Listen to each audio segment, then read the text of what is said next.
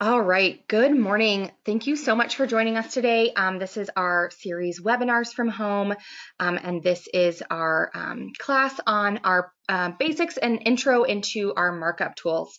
Thank you again so much for joining us today. My name is Alexandra Milanovich. I am a senior trainer here with our Bluebeam Global Services Group. I'm actually based out of our Chicago office, but I assume, like many of you, we are all pretty much based from home for a little while anyways. I am part of our global services team. What that means is that we are built up of trainers and consultants here to make sure that you guys are able to use our software. And we know that some of you might be transitioning into a new world, minus paper plus digital. And so this is just going to be an intro into what we're best known for, which is our PDF markup options.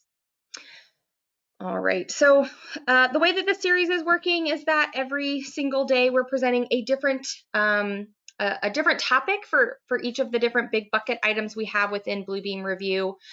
So we know that most of our customers just happen to learn about Bluebeam Review by chatting with a coworker, tapping them on the shoulder, seeing them in the hallway, leaning their head over the partition walls or into an office. And so we figured with everything going on that we wanted to make ourselves available. We wanted to be able to be here with you and be able to walk through some of our not only review features, but also that studio functionality that's going to be so helpful during this transition.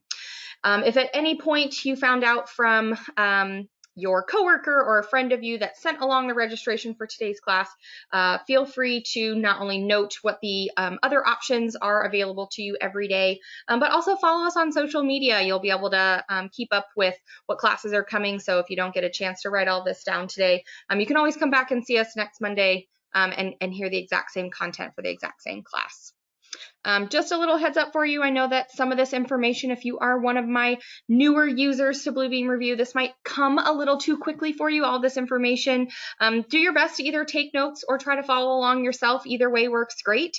If you feel like it did happen a little too fast, like I said, you can always come back next Monday and we'll be doing the exact same thing all over again. Or feel free to reach out to our training department. We actually are just going to give you about 30 minutes today of what we call our Markup Basics.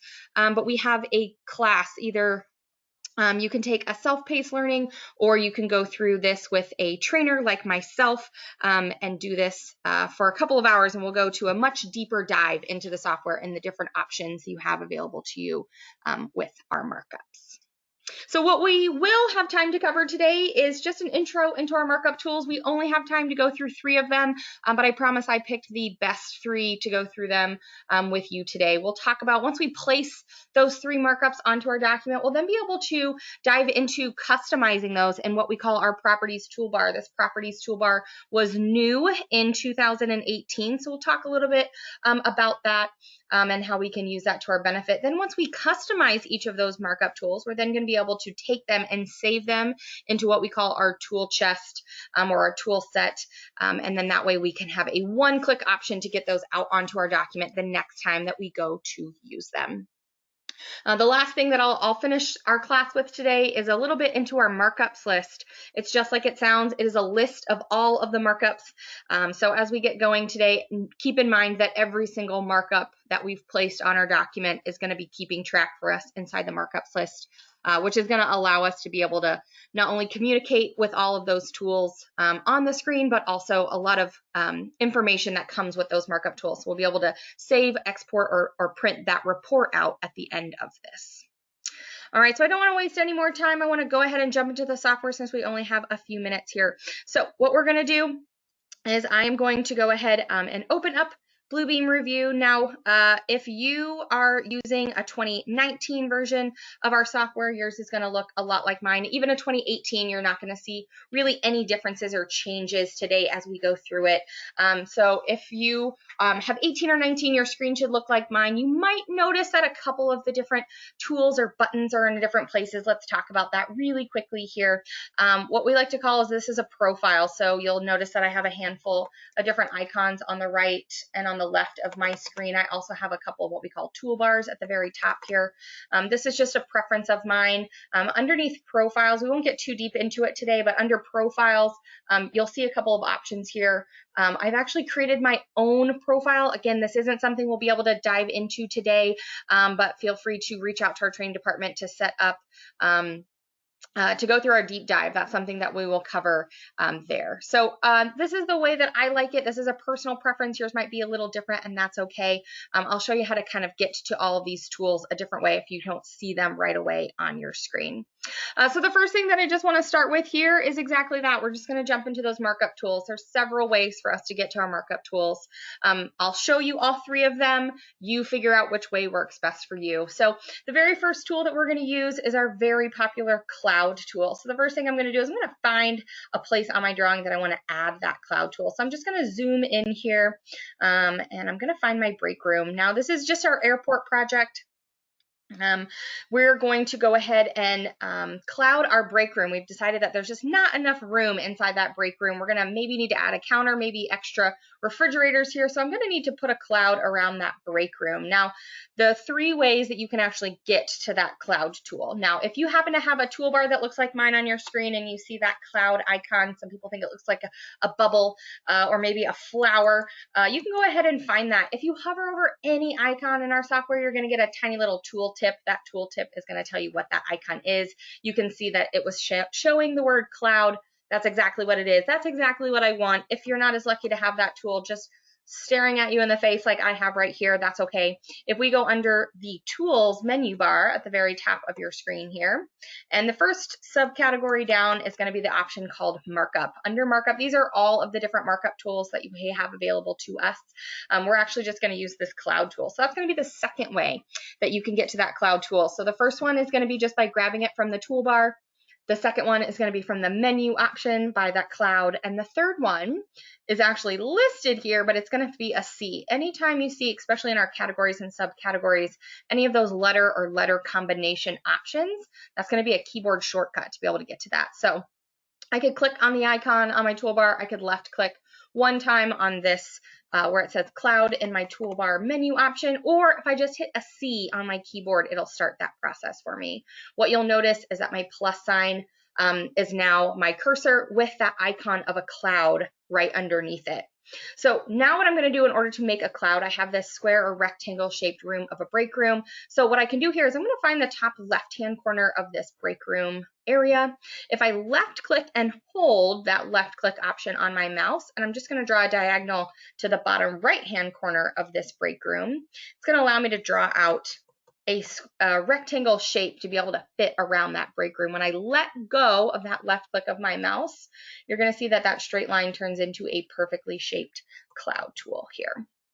So I have my cloud tool. Pretty easy, pretty simple, but definitely something that I find myself using very often, and it's much faster than me trying to draw that out with a pen tool, for example.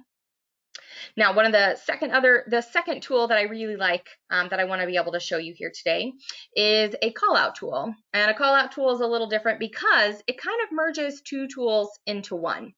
So one of the things that I find people using is a text box. People love a text box to be able to kind of jot down their thoughts and feelings about what they need to be marking up and why they're marking something up.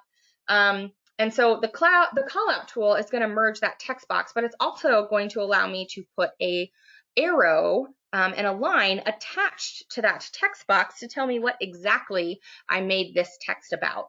So if you'll see right here to the left of this vestibule, I've got these three boxes here. These three boxes is actually equipment.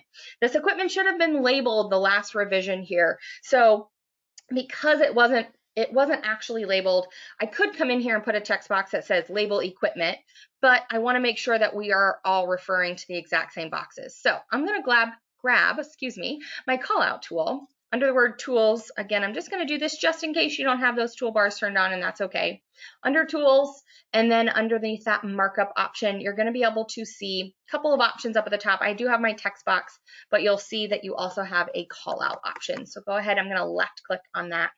You'll notice again that my cursor's changed. My cursor has changed from a plus sign into to a plus sign with that call out icon. So it's going to look like a little box with an arrow attached to it. Now, instead of starting with the box here, I'm actually going to start with the tip of the arrow. So I'm going to select on one of these three boxes here. I'm going to left click and hold, and I'm going to drag out that cursor, and you'll see that my arrow starts to shape and form here. And you'll see there's just a little bit of a gray highlighted box that's showing at the end of that line. When I let go of my cursor, my mouse, that cursor is going to start to flash, and I'll be able to enter in my note that says that we need to label equipment.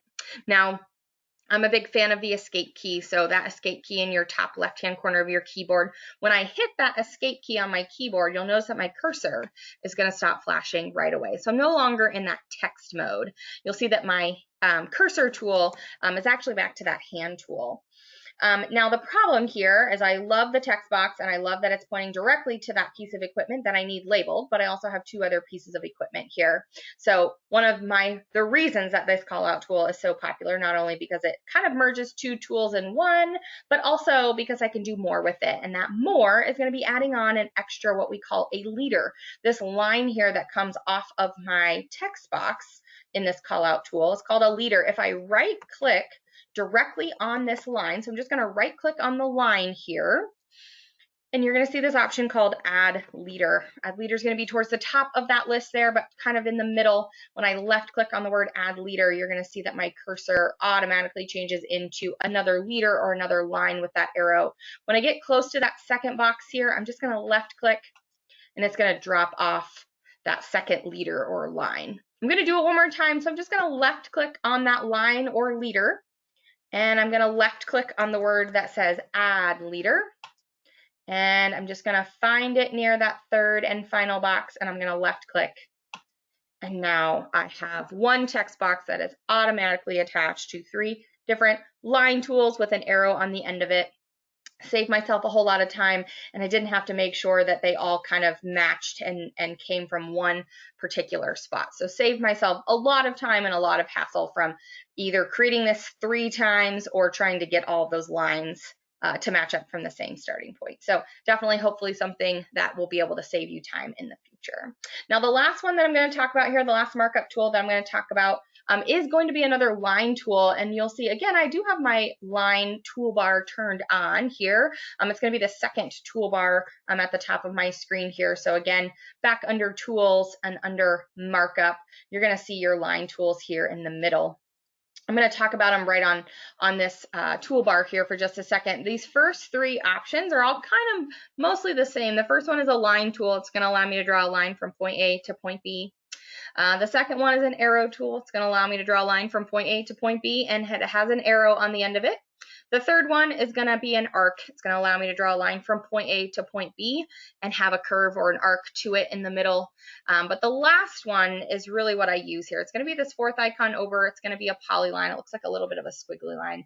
That polyline is really a line tool, but instead of just allowing me to draw a line from point A to point B, it's going to allow me to draw a line from point A to point B to C to D and so on. And then I can choose any of those segments in between to either add an arrow or an arc to it. So what I like to use the polyline for is anytime I need to use a line that might be a little straight, that might be a little curved, that I also might need to change directions. And so that's exactly what we're going to do here. So right next to our break room here. So I told you this was an airport. This is actually a ramp that they drive all of the baggage from the airplane into the baggage area here. So this is just a little ramp that runs outside to the inside of the building here. And what we're going to do is I'm just going to trace the edge here of this ramp. And so it starts straight and then it curves and then it kind of goes to an angle. So this is a perfect time for me to be able to use this polyline here. So the way the polyline works is instead of a left click and drag, which we've been doing so far with our markup tools, we're actually going to left click and let go. So I'm going to zoom in really close to the beginning here. And I'm simply just going to find a spot. This is the beginning of the ramp. And I'm just going to left click and let go. As soon as I let go of my mouse, I just left click one time. I have what we like to call this rubber band method. It's going to allow me to kind of move in any direction that I wanted to. So I can kind of move wherever I wanted, but I know that I need to be exactly straight. So you can see this is a completely straight line. I'll tell you a little tip here. If I hold down the shift key on my keyboard, it'll actually lock it in a completely straight line here. So I'll be able to get exactly straight on that line exactly. So you'll notice as long as I hold down the shift, my cursor's out here over to the left. It's not letting it move that direction, which allows me to see exactly when this line no longer goes straight. And I can just simply left click one time, and it's just going to put a little dot right in that spot where I left click to allow me to change kind of directions as we go through. Now, if I move my cursor towards the top of the screen, it's just going to load and render that page. And I've got this curve here. So what I'm going to do is I'm going to skip that curve, and I'm just going to come up just past it because I'm going to come back to it here. But I'm going to come past it, and I'm going to go ahead and left click one time. And again, it's just going to drop off that point there, which will allow me to change directions anywhere I want it to go. And what I want to do is just kind of finish this line. There's actually two ways that you can close a line. You can either double click at the end here, or you can left click one time and then hit enter, and that will close out your line. And it should look something like this. So you can see that each of these times that I've left click one time is what we call a segment. So in between here is a segment and a segment and a segment. That second segment here in the middle where it should have been a curved line, if I come back to that place that should have been a curved, I'm going to right click on that line, and a little bit towards the top, almost in the middle, you're going to see an option called Convert to Arc. If I left click on the where it says Convert to Arc, it actually not only moves my line, but it adds these two yellow control points. I added two of them here, which will allow me to kind of left click and hold onto those yellow control points, which will allow me to choose and modify the actual curve of that arc there. So I can kind of play around with that, but that to me looks pretty good, so I'm going to leave it. And that's simply all that I need to do. I'm just going to right click, convert to arc in that space that I want to actually be able to change the curvature of that line. So now we've gone ahead and we've placed all of our markup tools. And now what I want to do is I want to go back to each of our markup tools, and I want to be able to change and customize the properties of them. So I'm going to go back to my cloud tool here where we started. And in order to change the properties of any one of our markups, we actually need to select on the markup so the review knows what we're changing. So in order to do that, I just need to select on a markup. You'll notice that if I'm in the inside of my cloud tool, I have a hand tool. If I hover towards the edge, right on the edge of that cloud, and I see that black cursor there, if I left click one time when I see that black cursor, it's going to select on that cloud tool, which will turn on what we call our properties toolbar. Our properties toolbar is going to show right at the top here. This is new in 2018. So if you're new to 18 or 19, you may not be familiar with this, but it is very helpful, and it saved me a lot of time being able to use it. So now that I have this cloud selected, you'll notice at the very beginning of this properties toolbar is just that. It's going to be a cloud. It's going to look like a cloud tool, because whatever type of markup I selected is going to show the type of markup in that very first icon there. So I can also choose this and then just left click. You'll see there's a drop down list that appears. Inside that drop down list is something called a subject. A subject is going to be just an easy way for me to be able to categorize, organize, and kind of work with my list that we're going to get into here in just a little bit about all of these different markups. I won't go too deep into this, but what I want to do about this subject is change it because I want to be able to organize my list a little bit easier. So anytime I have a cloud that I make on my document, I pretty much know there's going to be some sort of change that's going to be coming where I make a cloud markup. So I'm going to do just that. I'm going to type in the word change here, and we'll see how that's going to affect us here in just a little bit. Now, next over is my line tool. So right now that line for the cloud is red, and I'm going to go ahead and change mine to like a dark purple or dark magenta color to kind of darken up and change it off of that red standard option. Now, the other thing that you can do here is if you move over just 3 icons here to this size and invert option, I can actually increase the size of that cloud if I wanted to, or I can shrink it and make it smaller. Either way works. I just like to kind of point out your options for you. You can also make that line thicker. I think making that line a little thicker, like a 2 or a 2.5, actually kind of makes that cloud stand out, which is the whole reason that we use a cloud tool. Now, next one over is a fill color. I can go ahead and fill in that cloud. So I'm going to choose this light purple or blue violet kind of color here. When I go ahead and select on it, you'll notice that it actually covered up the words that say it's a break room and all of the PDF data that is listed in that break room. Well, we're an AEC company. We know the reason that you are clouding something, and that's because you wanted to be able to talk about that thing that you've clouded around. So what we have done is we've added this option called a highlight. Now, just like you can use a highlighter in real life in a book and you can highlight text and still see that text, that's exactly what a highlighter is going to do. At the very end of that properties toolbar list, you're going to see this highlighter icon here. If I left click it one time, it's going to push that PDF content to the top so I can see all of that line work that came with that PDF, but still have that color with that cloud tool. Okay.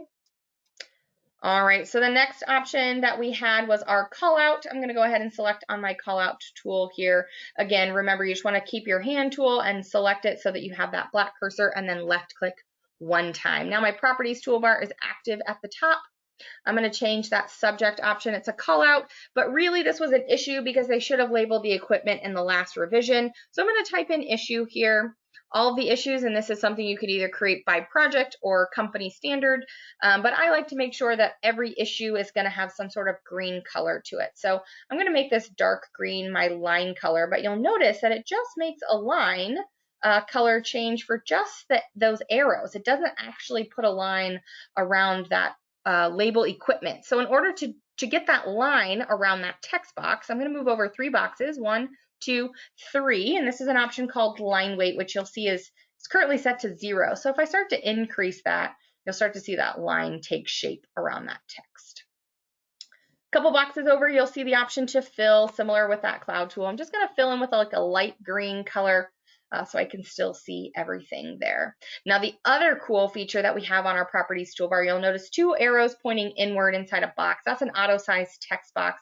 What that's doing is I've got a lot of extra space out here, and that box can kind of move over just a little bit, and I could surely come over here with this yellow square and circle, what we call control points, and move it, but I can make review do some of that heavy lifting for me, and I'm just going to select on that auto text box option, which will shrink down that box closer to that text.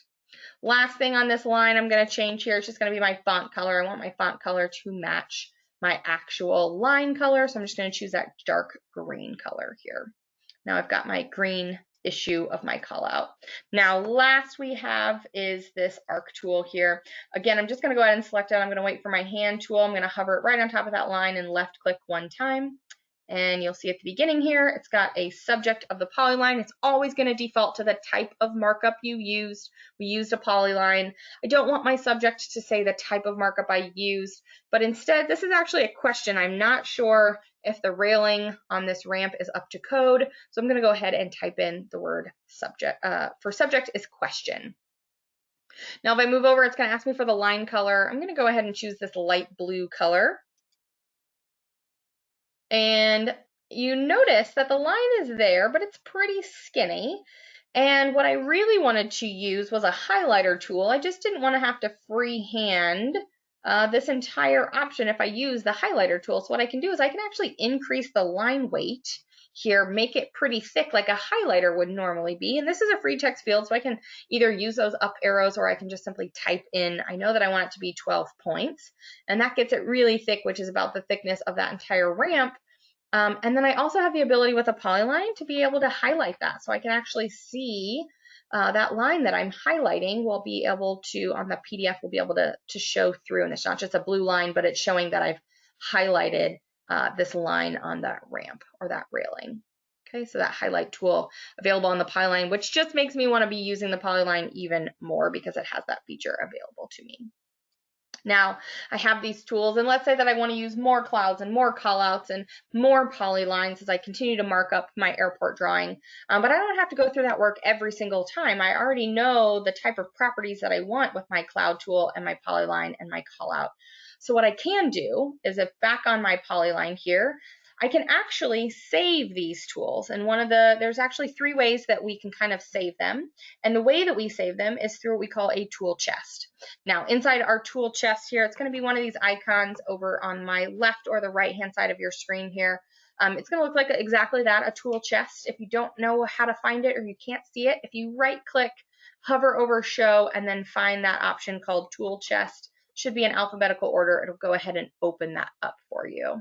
Now, again, yours panel, which is what we call this space right here, might look a little different than mine, and that's okay. The way that we're going to do this here is we're just going to select and create a brand new tool set. The way that we do that is we're just going to left click on the word tool chest. I've actually turned off several of these options here, and I'm just going to go into the word manage. Inside manage, I just want to add a new tool set. I'm going to make things really simple.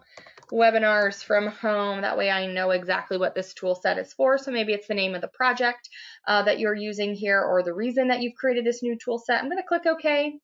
I'm going to let review save it where it wants to.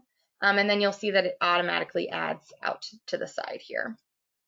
Now, there's 3 ways that I can actually populate this list here with all of these tools that I want to use again. And one of them is being able to drag and drop it. So you can see these 3 tools that I have in my recents list. And what I can do here is I'm just going to left click and hold on this very first tool here. I'm going to drag it into my brand new tool set. When I let go of my mouse on top of that new tool, you'll see that it's added it into this list. Now, the second way that I can add a tool to my tool set is I'm going to go ahead and right click on it. So I'm going to find my cloud tool. I want to save it. I've got more clouds I need to make. I can right click and I can add to tool chest, and I can select webinars from home. So now you can see that it automatically populated right inside that list. Now, the third way that I can add a tool to the tool set is going to be from the properties toolbar. So if I left click on that call out and I had my properties toolbar up at the top, right underneath where we selected and changed that subject, you'll see an option called Add to Tool Chest. And I'm just going to select Webinars from Home. And you'll be able to see I've now got all 3 of those tools inside my new tool chest. Now, what that means is the next time I open up review, I'm going to be able to have them here in that list. So let's say, for example, that I wanted to use them again, right? I could always go back and I could grab that cloud tool from the top, but I would have to change all of those properties all over again. And I don't want to have to do that. I actually just want to use that same purple cloud again. And I want to cloud and change this rental car area. So what I can do here is if I select on this cloud in my new tool set, and I just left clicked on it one time, and I'm going to just move my cursor out onto my document, and you'll see that I do have a purple cloud. It's the right properties. It's just not the right size and shape. It's not really going to be big enough to fit around that car rental area. What you will notice is the exact same size and shape as my break room cloud. I'm going to hit the escape key on my keyboard, which is going to get me out of that cloud here. And I do want the same color and properties for that particular cloud. I just want a different size and shape. So we're going to change this. And the way that we do this is what we call drawing mode. It looks like it does on the drawing.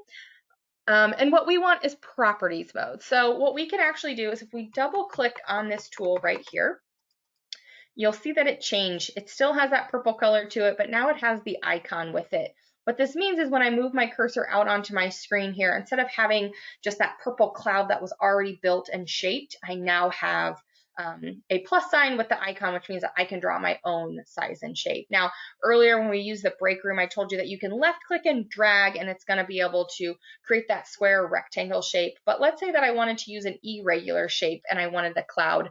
Instead of left clicking and dragging, I can use that same polyline method, that left click and let go option, to be able to create an irregular shaped cloud. So I'm going to do that here just to be able to show you. So just going to left click and left click. And I'm just going to left click kind of around this office, skipping that part in the middle here. When you get to your second to last point, I can either double click to close, or I clicked and I just want it to go and find the beginning. And I'm just going to make review do that work by hitting the enter key on my keyboard.